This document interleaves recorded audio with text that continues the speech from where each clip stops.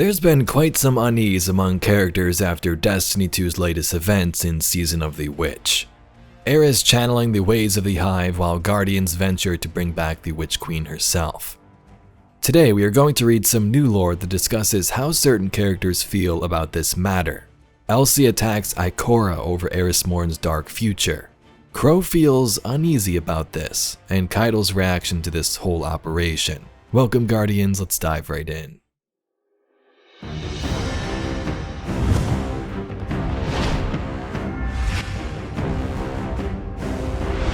Let's first begin with Week 2's lore entry titled A Matter of Distrust. In this card, Ikora and ELSIE Bray argue about Eris Morn and the dark future. ELSIE thinks it's coming true. As Ikora neared the console in the helm, a voice cried out from the shadows as a figure lunged for her.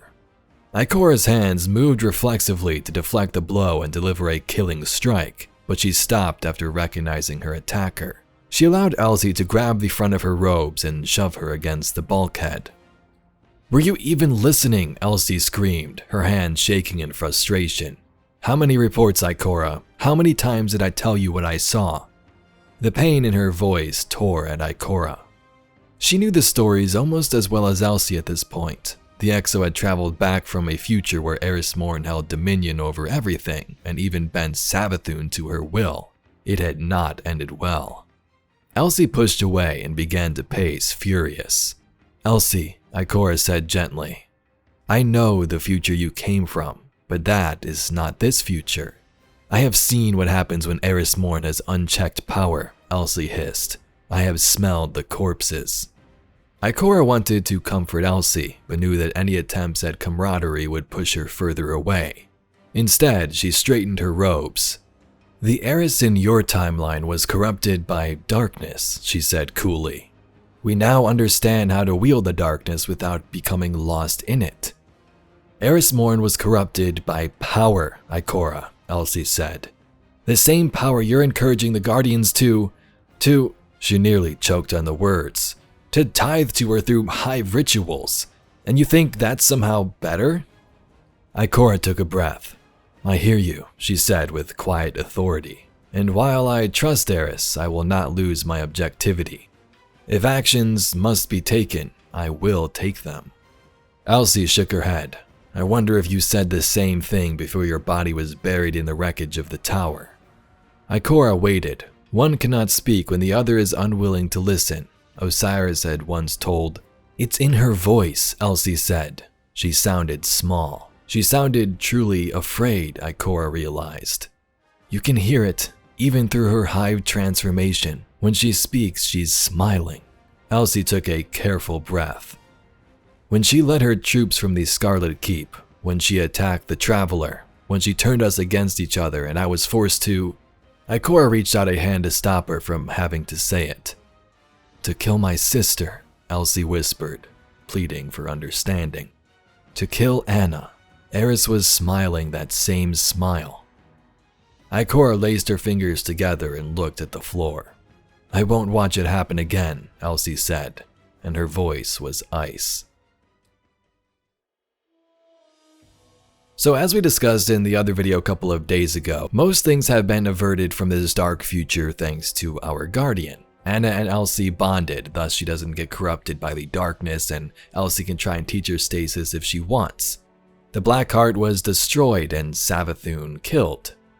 In that book, Eris Morn led a dark army to destroy the last city. ELSIE can't help but see connections to what's taking place this very season. And while things seem to look okay from our perspective, you can see how alarming that could be for ELSIE herself, especially since if that dark future comes true, maybe Anna would be corrupted, maybe she would have to kill her like in that book.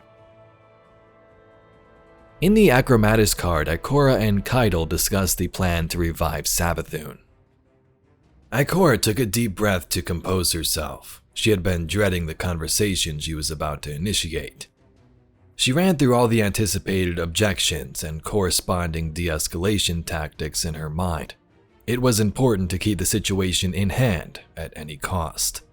Once she had steeled herself, she nodded to her ghost, Ophiuchus, who engaged the holoprojector. A moment later, the bust of Empress Caiatl illuminated Ikora's office. Even translucid and digitized, the Empress was an imposing figure.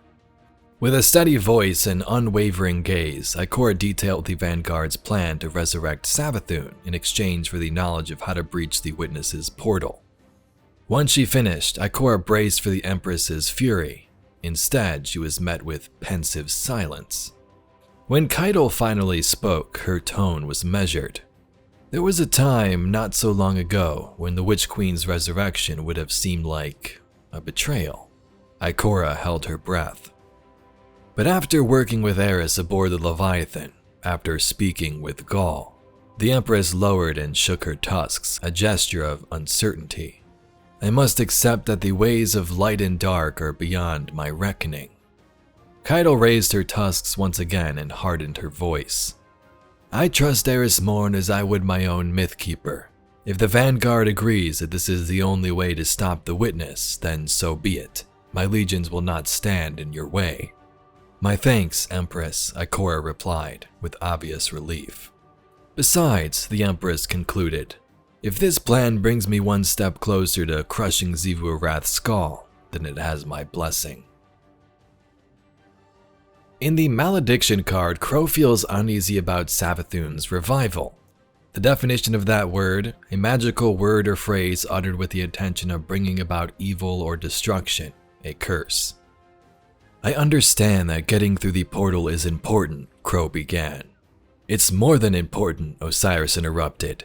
It's the best chance to prevent the final shape, however the Witness conceives of it. Beyond that, it's a chance to study paracausality at a level we've never had access to before. I get it, Crow interjected. The Hunter was overseeing the unloading of Spider's ship in the Elixni Quarter. House of Light workers ferried crates into warehouses on ingenious Elixni-made trolleys. Normally, such a task would be outside of Crow's purview, but Spider couldn't be trusted to stick to his manifest, so here he was. Osiris stood back and watched the bustle with detachment. I've heard all the reasons, Crow continued, and they all make sense. It's just, he paused, trying to find a delicate way of broaching the subject. Savathun, Osiris provided, his voice tinged with foreboding. Yeah, Crow replied. He shook his head in dismay. We worked so hard to put her away, and after everything we went through, what you went through, we're just going to bring her back? Under his mask, Osiris's lips pressed into a thin, tense line. In truth, the situation pained him greatly, but he would not allow his gnawing doubt to infect the young hunter. When he spoke, his voice came out as smooth and measured as always. Guardians sacrificed more than their lives in defense of humanity, more than their friends or their ghosts. We sacrifice our peace of mind. In many ways, it's our greatest loss, Osiris said, imagining Saint's concern. But it's the price we pay for the knowledge we bear, for the power we wield.